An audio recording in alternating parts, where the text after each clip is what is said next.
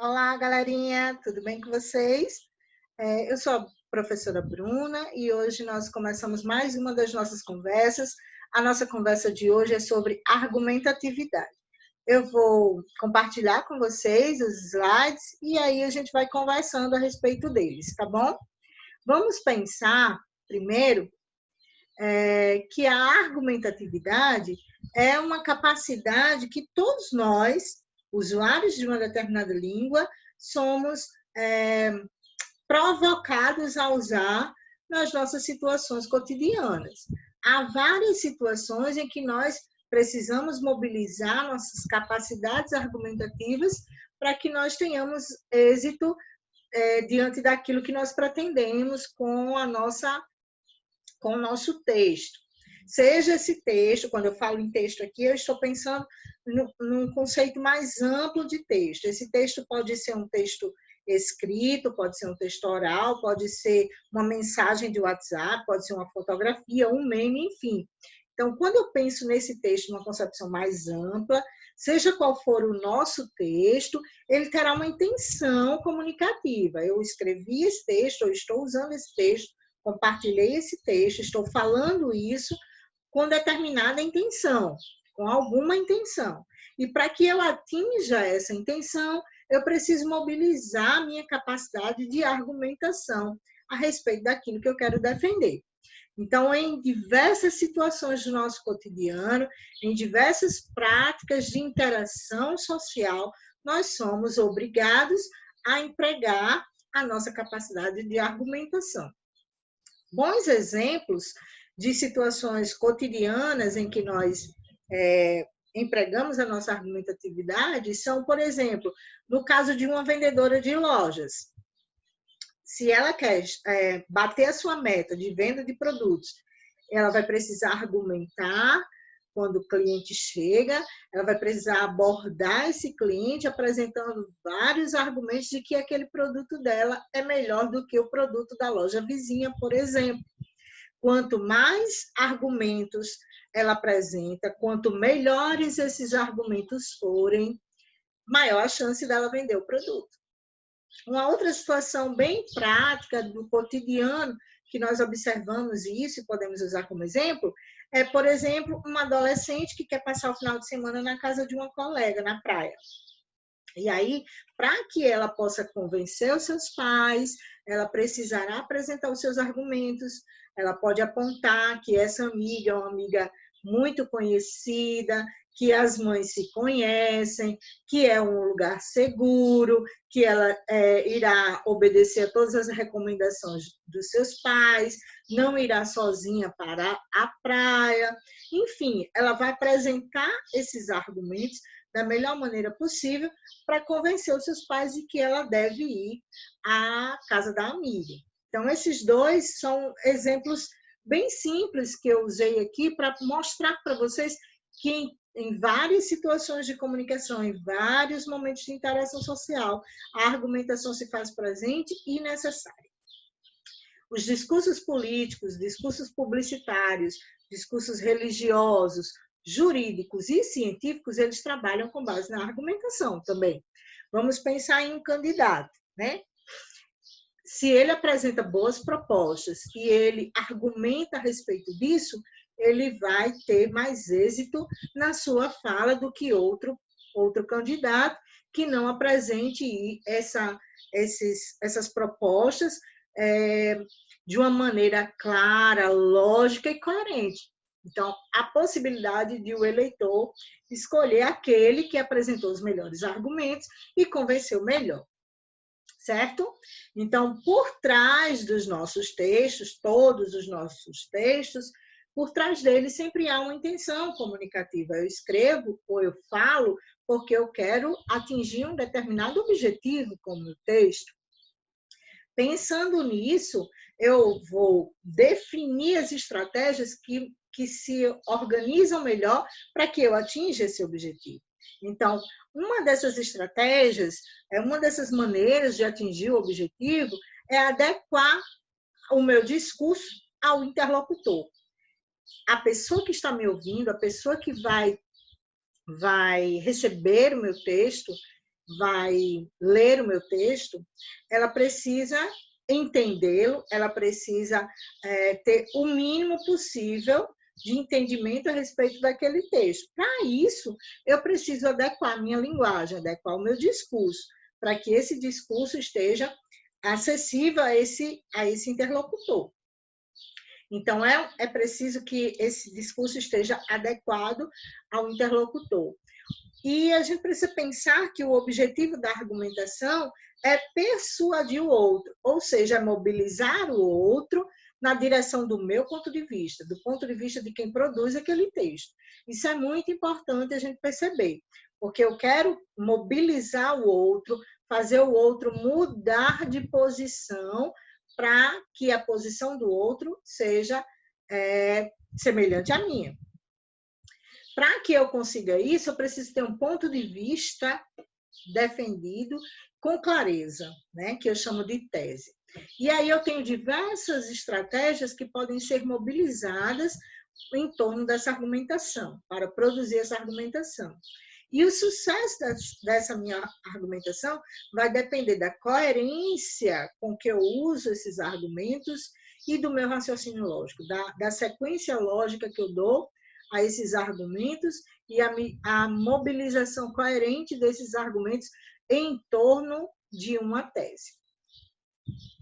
Eu vou trazer aqui alguns argumentos, alguns exemplos para vocês de argumentatividade no discurso publicitário. Exemplo 1. Jovem Coca-Cola, emoção para valer.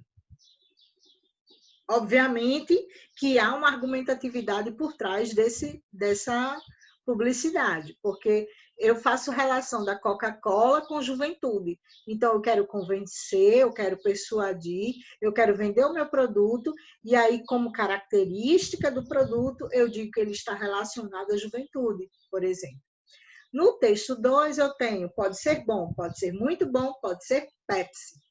Mais uma vez, eu estou aqui fazendo uma associação argumentativa do produto com suas qualidades. Então, apresenta as qualidades. Ele não é só bom, ele não é apenas muito bom, ele é Pepsi, meu produto é Pepsi.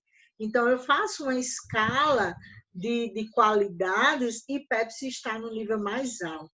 Estou argumentando para que o meu interlocutor tenha interesse pelo meu produto e adquira. Nessa outra campanha, nós vemos todo mundo usa e abusa. O argumento aqui está em todo mundo usar. Ora, todo mundo já está usando, falta você. Então, é uma forma de argumentar, dizer para o interlocutor que ele precisa adquirir esse produto. Vimos aí alguns exemplos rapidinho de discurso publicitário, empregando argumentatividade, mas nós vamos pensar também quais são os componentes da argumentação dentro de um discurso argumentativo. Vamos pensar que eu preciso ter um repertório linguístico que me conduza para essa argumentação. Eu preciso ter conhecimentos e articular esses conhecimentos de diferentes áreas de conhecimento. Esses conhecimentos precisam estar em diferentes áreas. Eu preciso articular isso em torno dessa minha intenção comunicativa, em torno do que eu quero argumentar, em torno do meu ponto de vista. Eu preciso adequar esses recursos que eu vou empregar na defesa do que eu quero defender, e eu preciso organizar esse texto numa sequência coerente de argumentos, e eu preciso articular adequadamente os elementos dentro do texto. Eu tenho aqui alguns exemplos de gêneros discursivos argumentativos, por exemplo, o artigo de opinião, a carta de solicitação, a carta de reclamação, carta de leitor, petição, crônica argumentativa, entrevista argumentativa e o texto dissertativo argumentativo. Todos esses textos são gêneros predominantemente argumentativos.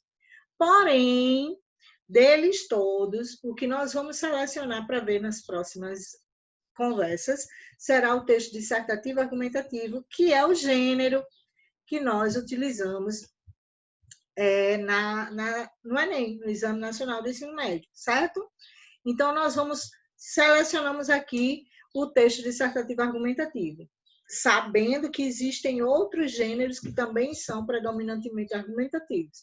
Então, pensando na estrutura do texto dissertativo argumentativo, nós temos introdução, que é aquele espaço onde eu apresento a tese, normalmente é o primeiro parágrafo do nosso texto. Nós temos o desenvolvimento, que é a apresentação dos argumentos, aí eu vou fortalecer a minha tese, defender a minha tese segundo os meus argumentos. E temos a conclusão, que no caso do Enem, traz a apresentação de uma proposta de intervenção, de resolução para aquele problema, para aquela situação que foi problematizada durante o texto. Então, na introdução, eu tenho a contextualização do assunto, do tema, e tenho o ponto de vista, que precisa estar claro, certo? No desenvolvimento, eu tenho pelo menos 2 argumentos que, alinhados, articulados, colaborem para comprovar a minha tese, aquilo que eu apresentei na introdução. É muito interessante que a gente use mais de uma estratégia argumentativa. Mais para frente, a gente vai ter uma outra conversa a respeito dessas estratégias. Mas é muito interessante que a gente apresente mais de uma estratégia argumentativa. Se eu for usar, por exemplo, citação, discurso de autoridade, se eu vou usar relação de causa e consequência, se eu vou usar exemplificação, enumeração. Então, é interessante que eu use, no mínimo, 2 estratégias argumentativas para fortalecer o que eu preciso defender. Esses parágrafos, eles precisam estar articulados entre si, dentro do desenvolvimento, e eles precisam estar articulados com a introdução, o tempo inteiro. E é preciso que eu pense, como eu já disse agora anteriormente, é preciso que a gente pense em relacionar o que eu quero defender no texto com conhecimentos de outras áreas. Esses conhecimentos precisam estar articulados dentro do meu desenvolvimento para fortalecer aquilo que eu quero defender. E, por fim, a conclusão, que apresenta uma proposta de intervenção, uma maneira de resolver essa problemática que foi levantada. Então, eu penso em 3 perguntinhas que vão nos ajudar a trazer essa intervenção. Eu penso na pergunta, o que fazer para resolver isso? Como fazer e quem fará isso? Então, eu preciso ter essas respostas, eu preciso responder a essas perguntas de maneira clara no meu último parágrafo, né? Apontando uma saída para essa problemática, mostrando como isso pode ser feito e quem é que vai fazer, dito claramente, né? E, normalmente, instituições. Nós vamos ter um outro momento, uma outra conversa, para a gente falar a respeito de cada partezinha dessa, tá bom? Por hoje é só. Eu agradeço muito a atenção de vocês. Se vocês quiserem interagir com a gente, você sabe onde me encontrar, manda uma perguntinha e a gente terá maior satisfação em responder, tá bom? Por hoje é só. Obrigadão. Tchauzinho.